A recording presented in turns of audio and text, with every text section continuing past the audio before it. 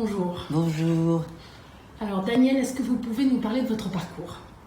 Alors, je m'appelle Daniel Flomenbaum, je suis née en 1943 et je m'oriente à la faculté de médecine de Paris pour des études où très vite je vais choisir d'être gynécologue.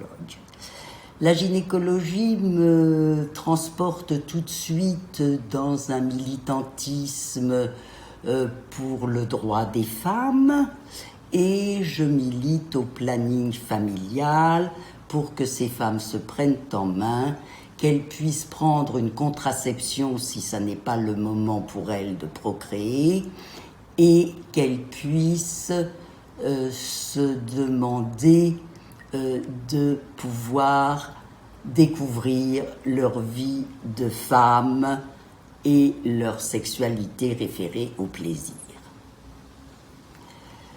Cette dynamique, je milite donc au planning familial, je milite pour le droit à l'avortement qui passe en France en 1975 et me voilà jeune gynécologue à recevoir mes clientes avec la particularité, c'est qu'elles n'étaient pas toutes malades puisqu'elles venaient pour la contraception. Et donc je découvre un dialogue qui m'importe pour qu'elles puissent devenir de plus en plus elles-mêmes. Pendant une douzaine d'années, je suis dans une dynamique très active avec deux associés où on est très militante. Je vais apprendre la médecine chinoise et devenir acupunctrice sur les conseils d'amis qui vont être capables et cette médecine va être capable d'élargir ma capacité de soins. Je débarque sur une autre planète et je comprends que le mouvement de la vie qui nous anime est dû à ce mouvement de souffle qu'on appelle le chi, vulgarisé en Occident avec les arts martiaux, et qui font que nous avons à charge de pouvoir entretenir notre santé et de savoir dénouer les nœuds, remplir les vides. Nous pouvons être acteurs pour l'entretien de notre santé. Et ces gens-là ont très bien parlé de la sexualité. C'est une des civilisations qui parle le mieux de la sexualité, où ils décrivent les trajets de l'énergie sexuelle, où ils décrivent les effets de l'échange de la rencontre sexuelle, qui est une hygiène de vie et qui entretient la santé. Donc je me retrouve à pouvoir harmoniser le corps et l'esprit en étant gynécologue et acupunctrice et en pouvant apprendre à se sentir aligné entre la tête, les pensées, le cœur, les affects, les sentiments et le petit bassin, le sexe et les sensations. Et je vais entreprendre cette recherche avec beaucoup d'intérêt et cette recherche va améliorer ma vie de femme en me permettant à mon tour d'expérimenter une sexualité que je ne savais pas vivre précédemment. Me voilà à pouvoir bénéficier des qualités de la rencontre sexuelle avec le père de mes enfants, l'homme qui m'importe, avec qui je recherche Je suis en recherche, il est psychanalyste et écrivain, moi je suis gynécologue et acupunctrice, et nous travaillons ensemble pour une transmission où on découvre combien il est important de transmettre aux enfants l'existence d'une sexualité adulte, non seulement qui va nous permettre de faire des enfants et de nous reproduire, mais aussi d'avoir du plaisir et d'entretenir notre santé. En 2006, votre livre « Femmes désirées, femmes désirantes » est sorti. Il a été vendu en France à 130 000 exemplaires. Est-ce que vous pouvez nous dire d'où est venue l'idée d'écrire ce livre? Le voilà.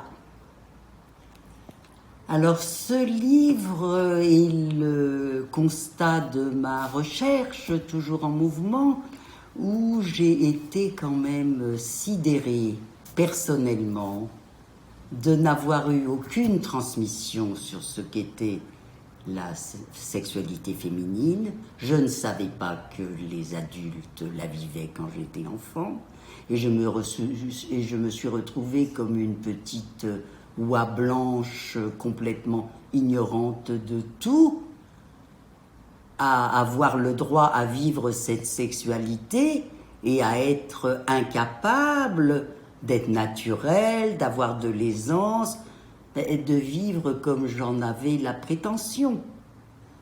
Et si vous voulez, toute la dynamique de mes consultations m'a permis de comprendre que nous étions encore, j'en faisais partie, complètement imbibés de l'interdit de jouir de nos mères et grand-mères et arrière-grands-parents qui n'avaient pas le droit de vivre cette sexualité en famille, où la sexualité référée au plaisir était un péché de chair, et les femmes de maintenant, qui ne sont plus du tout dans la croyance de l'interdit, sont toujours imbibées de cet interdit de jouir, ce qui donne des inhibitions, des peurs, des rétractions, des ignorances, et qui font que cette sexualité de la rencontre et de la communication a toujours beaucoup de mal à se vivre. Comment on fait pour transmettre cette conception de la sexualité à des femmes adultes? Des femmes adultes, c'est déjà beaucoup trop tard.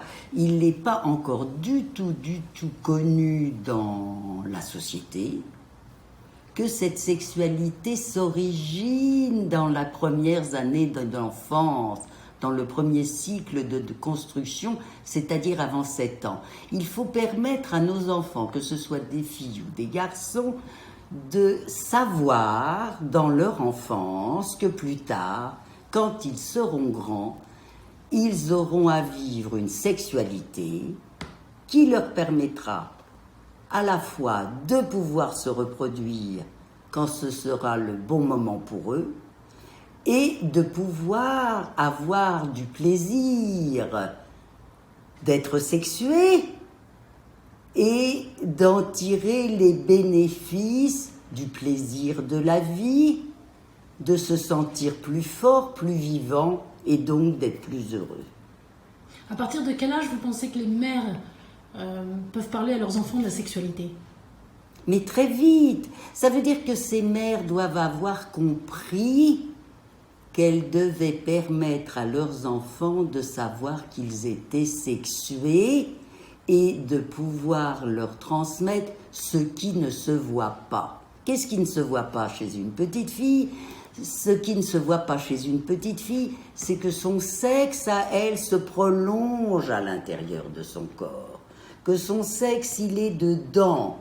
Et que la rencontre des sexes, quand on est grand, se passe dans son corps. Si cette information n'est pas donnée à cet enfant avant 7-8 ans, le modelage de ce corps n'est pas fait à cette petite fille, on ne lui a pas donné l'information capable d'accueillir et de recevoir avec honneur et bonheur le sexe de l'homme plus tard qu'elle choisira. C'est très très important de comprendre que ce sont des informations basiques pour l'avenir adulte d'un enfant. On a besoin de témoigner à nos enfants que nous sommes sexués. Les enfants ont besoin de connaître le fonctionnement de la vie. Il faut leur parler de la vie, il faut leur parler de la mort, et donc il faut leur parler de la sexualité. Qu'est-ce que peut faire une femme adulte qui sent sa sexualité bloquée ? Eh bien, il faut déjà l'aider à lui permettre de s'en rendre compte et d'en être consciente. Parce qu'elle va pouvoir avoir plein de troubles qu'elle ne pourra ne pas mettre obligatoirement sur le compte de ses difficultés sexuelles. Et là, je parle de toutes les inflammations du sexe, de toutes les douleurs, de toutes les pétrifications qui ne sont pas forcément mises sur le compte de l'inhibition sexuelle. Alors il faut permettre à cette femme de réaliser qu'elle n'a pas l'information qui lui permette, elle n'est pas construite pour savoir vivre sa sexualité adulte, qui lui permet de bénéficier de l'échange, de l'accueil, de la réception, du don. La sexualité, avec cette médecine énergétique chinoise que j'ai appris, m'a tellement bien fait comprendre comment les forces de la vie ont besoin de se rencontrer, ont besoin d'échanger leur puissance vibratoire, et que ces échanges se passaient fondamentalement dans l'utérus de la femme. L'utérus de la femme, on peut l'appeler aussi le chaudron alchimique ou la caisse de résonance, et donc si cet utérus est hors du coup parce qu'il ne sait pas qu'il doit s'ouvrir à la réception de cette sensation, eh bien on reste en dehors, on reste dans le vestibule, on reste dans l'insatisfaction de ne pas savoir s'épanouir réellement sexuellement. Est-ce que vous avez écrit d'autres livres après Femmes désirées, Femmes désirantes ? Alors j'ai poursuivi avec les passeuses d'histoire, ou la transmission des grands-mères. Comment les grands-mères, qui sont des grands-mères complètement, à vivre une vie complètement différente des grands-mères d'antan, puisque les grands-mères d'antan avaient des vies très ardues. Il y avait les guerres, les épidémies, la médecine beaucoup moins développée, les morts d'enfants, les morts de femmes en couche. Et donc ces grands-mères étaient souvent des femmes tristes et des femmes muettes. Et la grande différence, je dirais, entre les femmes, les grands-mères d'hier et les grands-mères d'aujourd'hui, c'est que nous vivons beaucoup plus longtemps ensemble dans la famille, et qu'elles sont passées du mutisme à la parole. Les grands-mères d'aujourd'hui sont des femmes qui parlent et qui ont à charge de transmettre à leurs petits-enfants l'histoire. Elles sont porteuses d'histoire, elles sont porteuses du temps long. Ce sont des futurs ancêtres. Et c'est dans cette mesure, ou dans la mesure où elles vont parler du passé, avec un présent qui s'actualise dans le dialogue, que ces grands-mères vont pouvoir propulser leurs petits-enfants dans le futur.